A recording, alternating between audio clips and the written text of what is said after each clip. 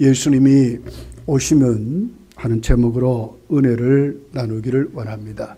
12월 달은 성탄의 달이죠.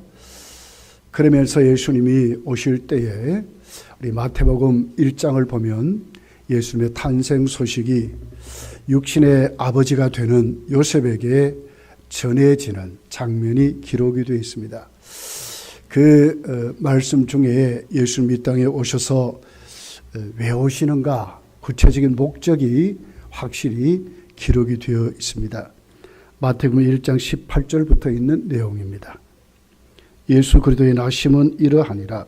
그의 어머니 마리아가 요셉과 약혼하고 동거하기 전에 성령으로 잉태된 것이 나타났더니 그의 남편 요셉은 의로운 사람이라 그를 드러내지 아니하고 가만히 끊고자 하여 이 일을 생각할 때에 주의 사자가 현몽하여 이르되 다윗의 자손 요셉아 내 아내 마리아 데려오기를 무수하지 말라. 그에게 잉태된 자는 성령으로 된 것이라. 아들을 낳으리니 이름을 예수라 하라. 이는 그가 자기 백성을 그들의 죄에서 구원할 자이심이라. 성령으로 잉태돼서 예수님 오시는 목적을 자기 백성을 저희 죄에서 구원할 자로 오신다. 그렇게 확실하게 예수님이 이 땅에 오시는 목적을 기록하고 있는 것을 봅니다. 그 자기 백성을 죄에서 구원하신 그 주님은 그들을 죄에서 구원할 뿐만 아니라 죄로 인해서 주어진 모든 연약함, 병든 것, 그들에게 부어졌던 수많은 저주로 도배되었던 모든 것을 이제 예수님은 고치신다 하는 것으로 말씀을 하는 거예요. 이것이 오늘 이사야 61장의 내용입니다. 구원받은 하나님의 사람들, 그들에게 어떤 효과가 일어나는가? 하나님의 아들이 오시면 어떻게 그들에게 이루어지냐 하는 것을 구체적으로 그렇게 기록을 하는 것입니다. 그러면서 예수님은 공생애를 시작하면서 말씀을 전하실 때에 자기 고향으로 가셨어요. 그렇게 하고 나사렛 회당에서 오늘 이 말씀을 인용하면서 자신을 통해서 이루어졌다 이렇게 말씀했어요. 누가복음 4장 18절부터 있는 내용입니다. 우리 같이 한번 읽어볼까요? 자, 우리 같이 읽습니다. 자막이 있습니다. 시작. 주의 성령이 내게 임하셨으니 이는 가난한 자에게 복음을 전하게 하시려고 내게 기름을 부으시고 나를 보내사 포로된 자에게 자유를 눈먼 자에게 다시 보게 함을 전파하며 눌린 자를 자유롭게 하고 주의 은혜의 해를 전파하게 하려 하심이라 하였더라. 책을 덮어 그 맡은 자에게 주시고 앉으시니 회당에 있는 자들이 다 주목하여 보더라. 이에 예수께서 그들에게 말씀하시되 이 글이 오늘 너희 귀에 응하였느니라 하시니 이 글이 너희 귀에 응하였다.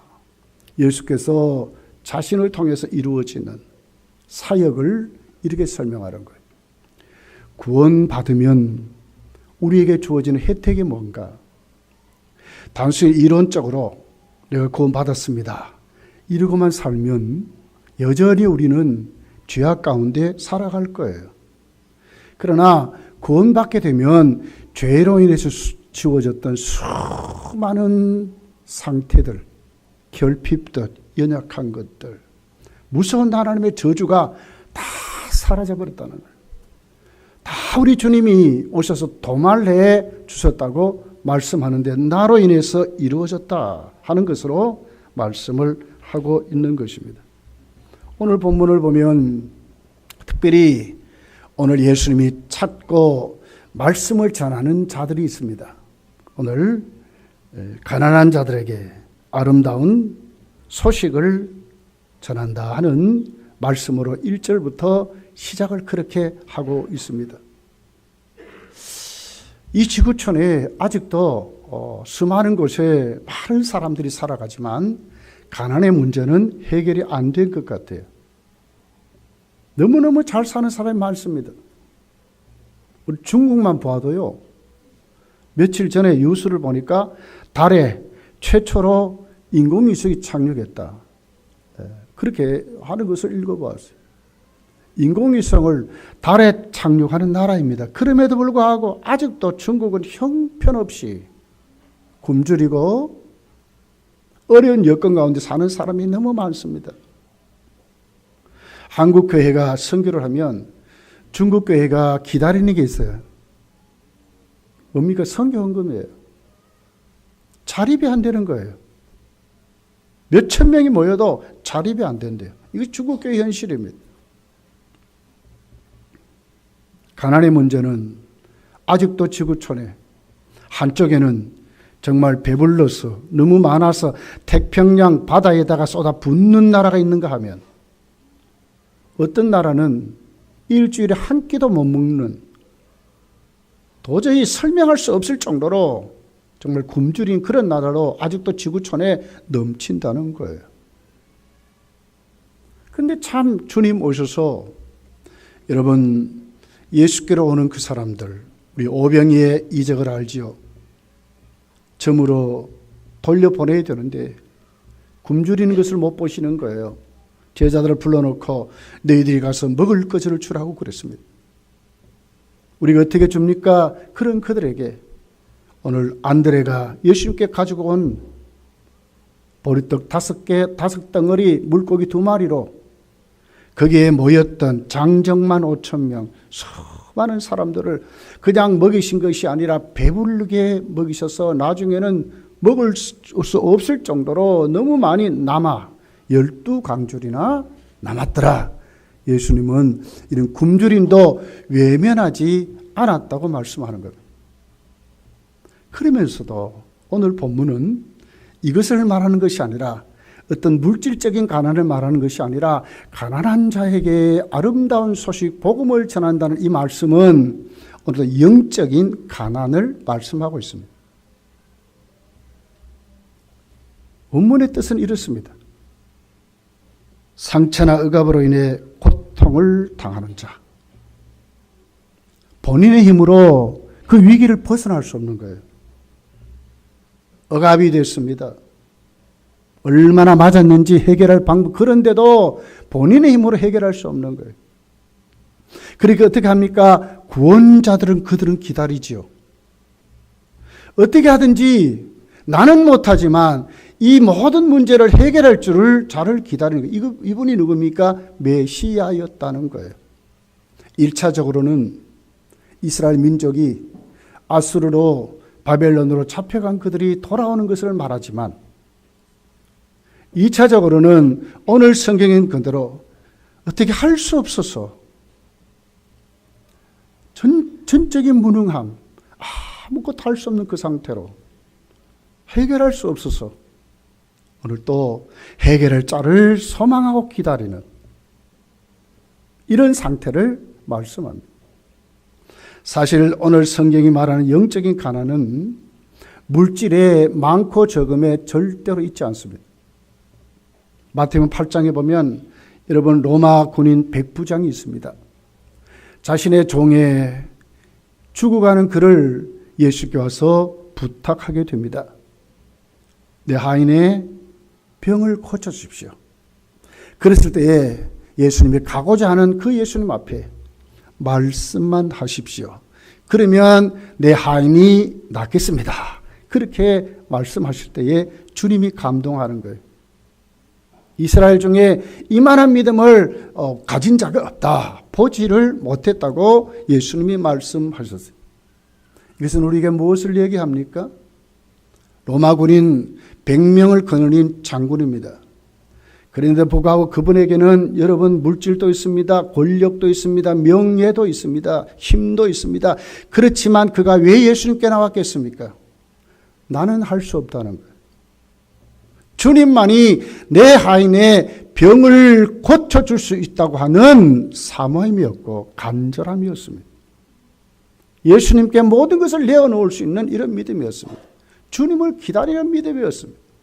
이스라엘 중에는 어떤 자도 내 하인의 병을 고칠 수 없지만 예수님만은 고쳐줄 수 있다는 것으로 말씀하는 것입니다. 영적인 가난을 말씀을 하고 있다고 하는 것입니다.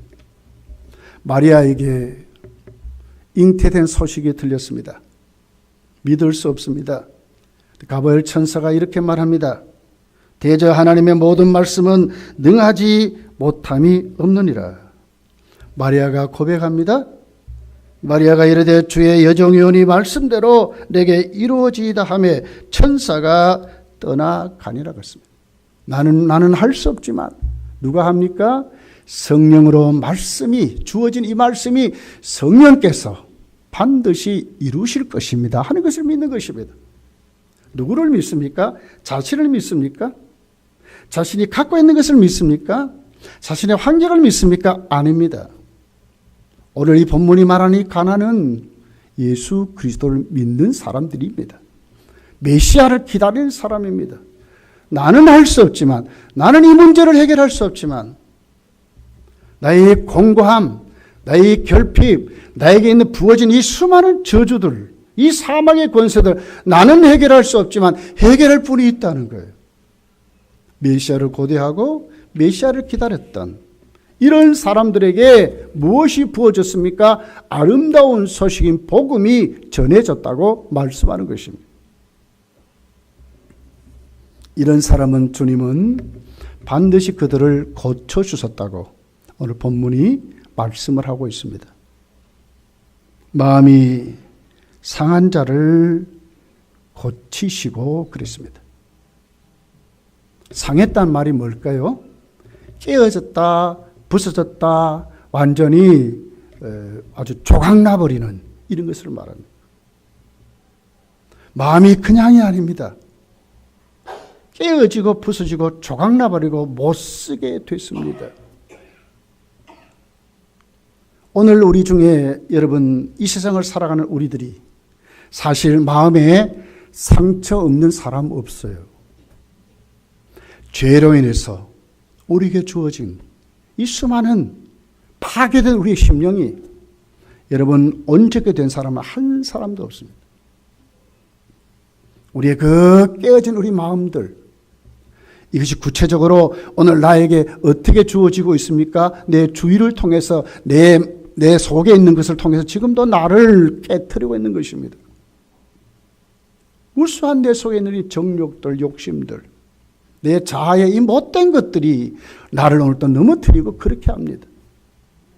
관계 속에 주어집니다. 여러분의 남편, 여러분의 아내, 여러분의 자녀들 어떻습니까? 여러분의 관계가 온전합니까? 여러분 나가서 직장에서 만나는 모든 동료들, 여러분 사회생활 온전합니까? 교회 오면 온전합니까? 목사와 여러분의 관계가 온전합니까? 때로는 상처받지 않습니까? 여러분 동료들, 장로님들, 권사님들, 집사님들 뭐 여러 가지 섬기면서 여러분 온전합니까? 우리는 마음이 상할 수밖에 없습니다. 깨트려지고 부서질 수밖에 없습니다.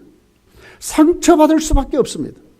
그런데 오늘 성경이 뭐라 그러죠? 주님이 오셔서 상한 마음을 고쳐준다고 말씀하고 있다는 것입니다.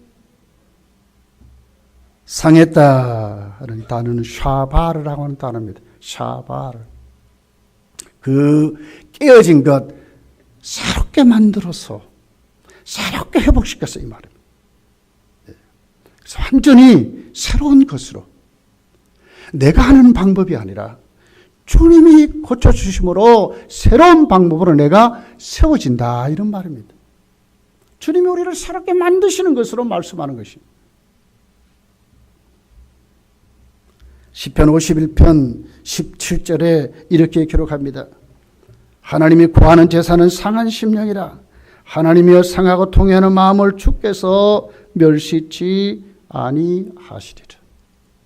그 상한 그 심령이 예수께 올 때에 주님은 그를 멸시치 않고 고쳐주신다고 말씀하는 것입니다. 바리새인들의 특징이 뭐였어요? 서기관들의 특징이 뭐였어요? 유대 종교자들의 특징이 무엇입니까? 다 위선자들이었습니다. 깨어지고 부서진 그들의 심령을 주께 내어놓지 않습니다. 다 도배했습니다. 보기에는 그럴싸합니다. 그런데 그 속은 다 썩어진 것입니다. 주님이 구하는 심령은 어떻다고요? 상한 심령이라고 말했습니다. 그 심령을 멸시치 않는다고 주님이 말씀하는 것입니다.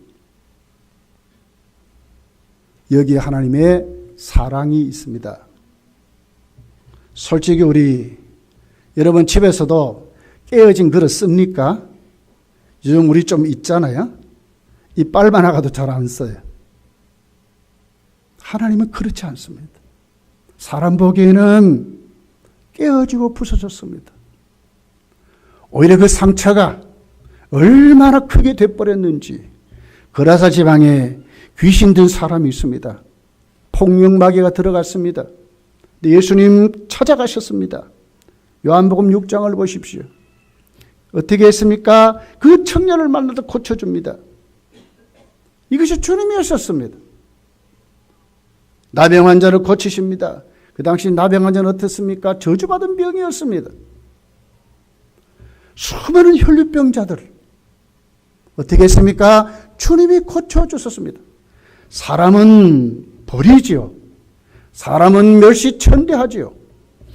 우리가 우리끼리 교제하는 거 결코 쉽지 않습니다. 근데 거기에 주님이 계시면 원수가 변해서 친구가 되고 하나가 되고 화목이 이루어진다고 하는 것입니다. 예수님이 고쳐준다고 말씀합니다.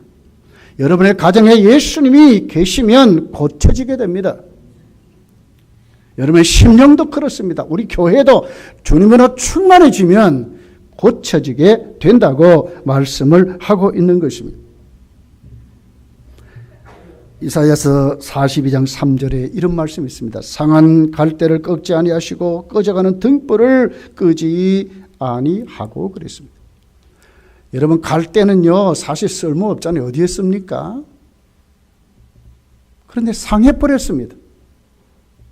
갈대 자체도 쓸모없는데 상한 갈대입니다. 그런데 주님은 꺾지 않는데요.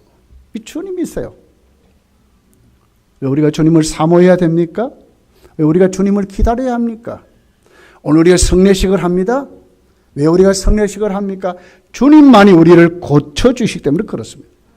우리 상한 것, 깨어진 것, 부서진 것, 온전하지 못한 것, 우리 속에 있는 것 다 쏟아 부어서 주님은 새롭게 우리를 만드시는 우리 주님인 것을 우리에게 말씀하고 있습니다.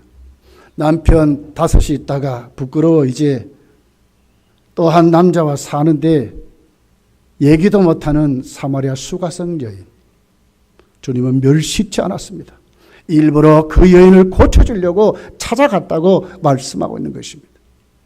7 귀신 들렸던 정말 패품된 막달라 마리아를 주님이 찾아가 고쳐주셨습니다. 이 주님이십니다.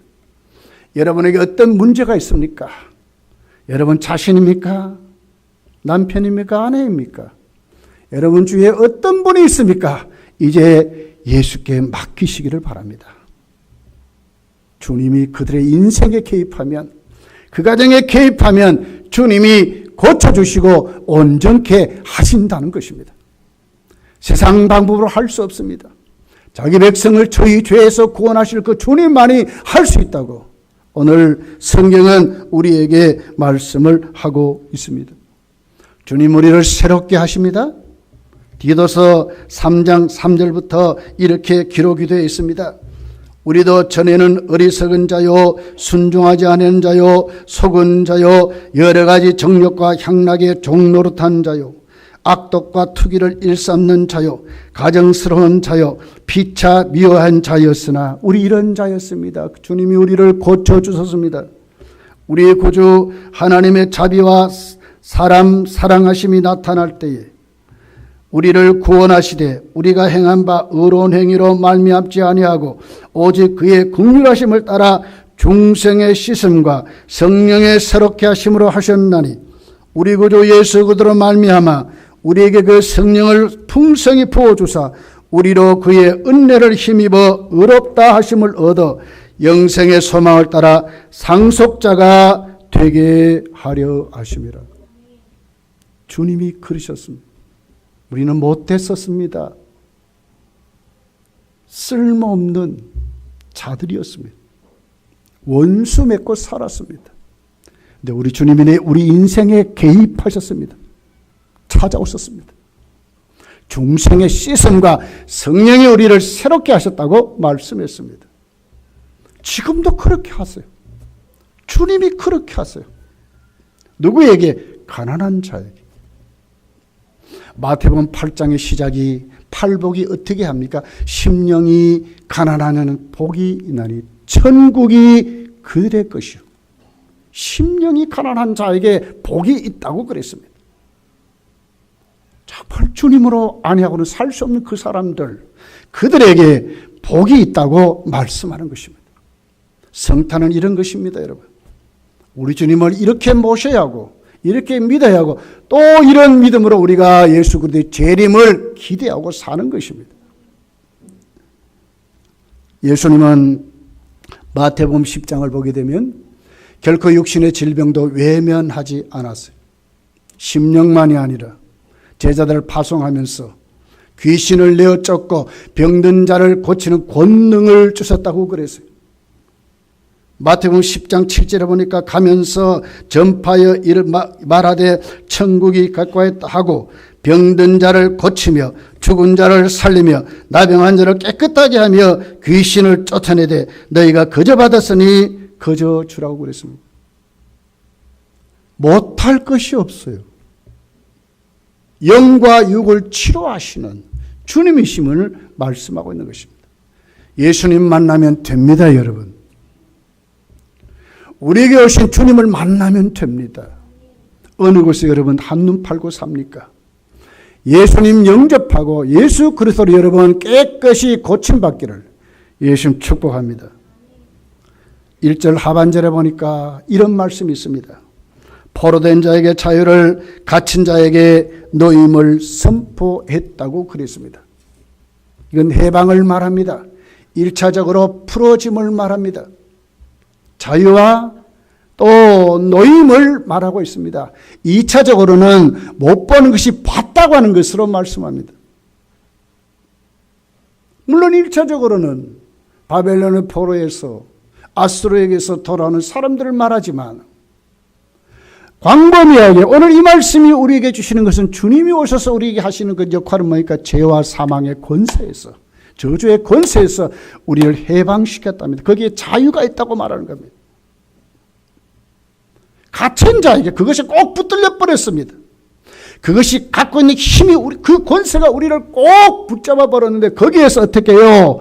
노임을 받았다는 것입니다. 눌림에서 일어났다고 말하는 것입니다. 감옥살이 하다 여러분, 감옥에서 여러분 이렇게 형이 다 이제 끝나서 그 풀어 나오는 사람들의 그때 그들의 마음이 어떨까요, 여러분? 네. 누가 나를 막 얽어서 도저히 내가 해볼 수 없는데 누가 오더니 그만 깨트려 버렸어요.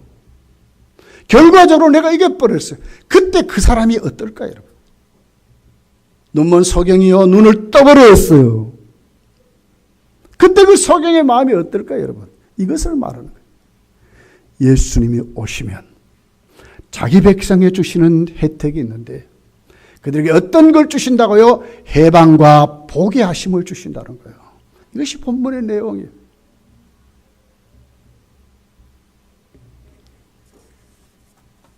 이사야 10장 27절에 보면 그날에 그의 무거운 짐이 내 어깨에서 떠나고 그의 멍에가 내 목에서 벗어지되 기름진 까닭의 멍에가 부서지리라. 그날에 그의 무거운 짐이 그 어깨에서 떠났다. 등산해 보셨죠? 룩색을 지고 막 산에 올라가다가 지쳤어요. 그래서 잠깐 쉴 때 룩색을 벗어놓습니다. 옷도 좀 이렇게 풀어놓습니다. 그때 그 사람의 마음이 어떨까? 이 정도가 아니요. 그 두 어깨에 짊어진 그 죄의 짐들이, 인간의 공고의 짐들이, 그 어려운 인생고의 짐들이 예수께서 해결하셨다는 거예요. 그게 벗어졌다는, 길이 열렸다는 거예요. 풀어졌다는 거예요. 그 사람의 그때 행복이 어떨까요, 여러분? 어땠을까요? 예수님은 마태복음 10장 28절에 수고하고 무거운 짐진 자들아 다 내게로 오라. 내가 너희를 편히 쉬게 하리라. 무거운 짐진 자들아 다 내게로 오라. 내가 너희를 편히 쉬게 하리라. 그때 쉼이 어떨까요, 여러분? 로마서는 이렇게 말씀합니다. 로마서 8장 1절 2절 이렇게 말씀합니다. 그러므로 이제 그리스도 예수 안에 있는 자에게는 결코 정죄함이 없나니 이는 그리스도 예수 안에 있는 생명의 성령의 법이 죄와 사망의 법에서 너를 해방하였음이니라. 다 풀어졌어요. 그 눌림에서 다 일어났어요. 장님이 눈을 떴습니다, 여러분. 누가복음 4장 18절에 보면 눈먼 자에게 다시 보게 함을 하는 말씀을 첨가해서 예수님이 이사야 61장을 인용했을 때에 그 주석을 이렇게 달았어요. 갇힌 자에게 포로된 자에게 해방을 주시는 그것을 주석을 다시 붙였는데 눈먼 자에게 보게 하신다는 거예요. 삶을 주신대. 어디든지 갈 수 있도록 하신대요. 못했어요. 소경이 여러분 뭘 하겠습니까? 남의 도움 없이 살아갈 수 없는 그가 이제는 스스로 할 수 있는 자가 되는 거예요. 이것을 지금 말하는 거예요. 주님이 우리에게 이렇게 하신대, 이렇게 하신대. 무엇이 여러분을 붙들고 있습니까? 오늘 내가 예수를 믿지만 아직도 내가 붙들린 게 너무 많아요, 여러분, 우리. 오늘 죄를 아무렇지도 않게 생각하는 것, 붙들린 겁니다, 여러분. 거짓말 마음껏 하는 것, 그 거짓말에 지금 속아서 붙들린 것입니다. 술에 그렇게도 한국교회가 먹지 말라 하는데 아직도 술에 취하면서 아직도 술에 붙들린 거예요. 한국교회가 배부르지 않는 것 먹지 말라고 하는데 아직도 담배에 붙들려서 담배에 붙들린 거예요. 게으름에 붙들리고 나태에 붙들리고 자만에 붙들리고 무기력에 붙들리고 분노에 붙들리고 교만에 붙들리는 거예요. 이거 붙들리는 거예요. 예수를 믿지만 아직도 이것에 노임을 받지 못한 사람이 많다는 거예요. 여러분 꼭 주님 확실히 모시고 이제는 노임을 받으셔야 돼요. 해방을 받으셔야 돼요. 믿는 사람이 이렇게 살아가면 얼마나 부끄럽습니까? 자신이 없잖아요.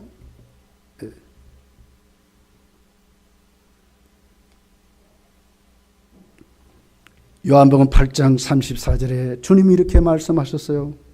예수께서 대답하시되 진실로 진실로 너희에게 이르노니 죄를 범하는 자마다 죄의 종이라 그랬어요.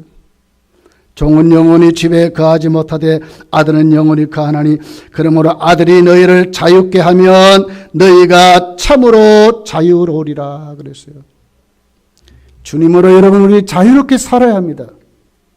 율법의 권세에 매이지 말아야 돼요. 죄의 권세에 매이지 말아야 돼요. 게으름과 나태에서 벗어나야 돼요. 교회가 그렇게 싫어하는 것 이제는 거기에서 우리가 해방받으셔야 돼요. 기도할 때마다 부끄러워서 아니요 이제 그렇게 되면 안 돼요. 감사가 돼야 돼요. 은혜가 돼야 돼요. 노임을 받아야 돼요. 눌린 곳에 자유함을 얻으셔야 돼요. 우리를 얽고 있는 것, 우리를 싸매고 있는 것, 꼭꼭 나로 하여금 못하게 하는 것들 하기만 하면 안 돼. 이젠 해방 잘 돼야 되잖아요. 붙들려 그렇거든요. 해보니까 안 돼. 그건 붙들렸어요 거기에요. 이제는 해방 받으셔야 돼. 사랑하고 싶은데 안 돼요. 예, 이제는 사랑할 수 있는 사람 돼야 돼요. 말씀을 그렇게 보라 하는데 말씀이 안 보여. 이제는 거기서 보게 하는 사람으로 돼야 돼. 기도하라고 그러는데 기도하지 못하는 이것도 뭡니까? 이제는 거기에서 우리가 기도하는 사람으로 노임을 받으셔야 돼요. 이것이 믿는 사람들의 모습이에요. 우리 주님 우리를 어떻게 해방과 포기하심으로 우리 속에 오셨다고 말씀하는 것입니다. 이제는 여러분 우리의 모든 병폐들, 악습들, 나쁜 습관들 이제는 예수 이름으로 고침받으시기를, 거기서 해방받으시기를, 치료받으시기를 예수 축복합니다. 고린도후서 3장 17절에 보니까 주는 영이시니 주의 영이 거하는 곳에는 자유함이 있느니라 그랬어요. 성령으로 여러분 자유함을 마음껏 누리는 그런 믿음이 여러분 속에 일어나기를 예수 축복합니다. 2절을 보십시오. 이렇게 기록했습니다. 여호와의 은혜와 우리 하나님의 보복의 날에를 선포하여 모든 슬픈 자를 위로한답니다.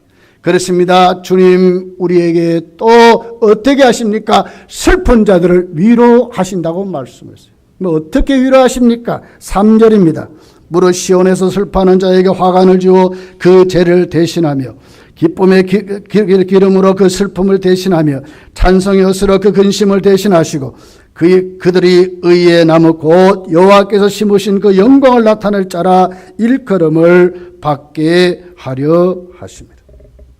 슬퍼하는 자에게 화관을 준답니다.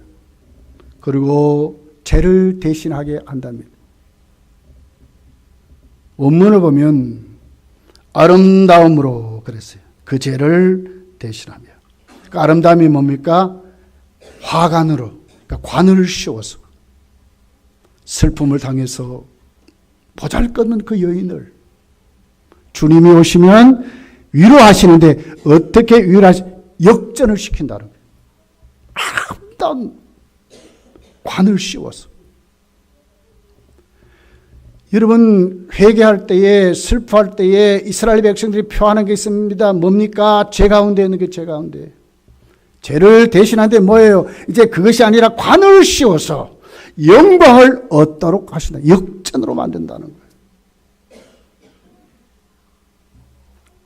기쁨의 기름으로 그랬어요. 머리는 어떻게 합니까?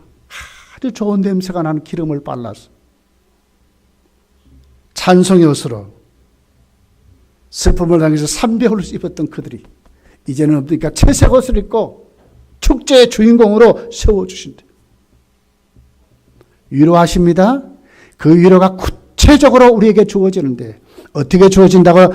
반드시 뛰어나고 성공할 수 있도록, 그 슬픔이 변하도록, 만족한 사람으로 살도록 우리 주님이 예수 믿는 사람들에게 주시는 축복을 이렇게 말씀하는 것입니다.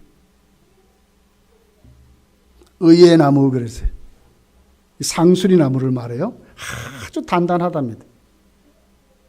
과거에는 꽃도 못 폈어요. 약해서 넘어졌어요. 그런데 이제 구체적으로 또렷하게 서는 거예요. 아주 든든한 나무로 쓰는 거예요. 왜요? 누가 하니까 여호와께서 심으셨다고 그랬어요. 3절에 보니까. 우리가 내 인생을 살아가는 것이 아니라 하나님이 내 인생에 개입하신데 우리 주님이 그들을 위해서 오셔서 만드신 그 작품이 오늘 하나님은 그 주님을 보고 우리를 어떻게 해요? 단단한 그릇으로, 단단한 나무로 딱 세워서 흔들리지 않도록. 과거에는요, 이것만 오고 저것만 오면 자꾸 흔들렸어요. 이리 넘어지고 저리. 근데 아니에요. 진짜 주님이 그들에게 주시는 혜택은 이제는 그렇게 안 산다는 거예요. 흔들리지 않는데 견고한 나무로. 누가 하니까? 여호와가 심으니까 그렇게 살아탄다. 그들의 인생의 목적이 어떻게 합니까? 하나님께 영광을 돌린다고 3절이 말하는 거예요. 여러분, 우리 모두 다 그런 인생이 여러분 속에 이루어지기를 예수 축복합니다. 말씀을 맺습니다. 주님이 이 땅에 오셔서 자기 백성을 저희 죄에서 구원하시기 위해서 오셨습니다. 그들이 구원받으면 어떤 혜택이 주어집니까? 그들에게 복음이 힘있게 전파되는데 그들을 고치시고 자유함을 주시고, 그리고는 그들에게 오늘 성경에 있는 것 같이 뚜렷하게 세워서 위로자로 임마누엘의 복으로 역사하시다고 말씀하는 거예요. 성탄절기에 그냥 보내지 마시고 오늘 이사야 61장에 말하는 그 메시아를 소망했듯이 주님, 자기 백성 소개함에 자기 백성이 영접지 아니하시가 아니라 영접하는 자 곧 그 이름을 믿는 하나님의 자녀들로 또렷하게 세워지시기를 예수님 축복합니다. 기도하겠습니다.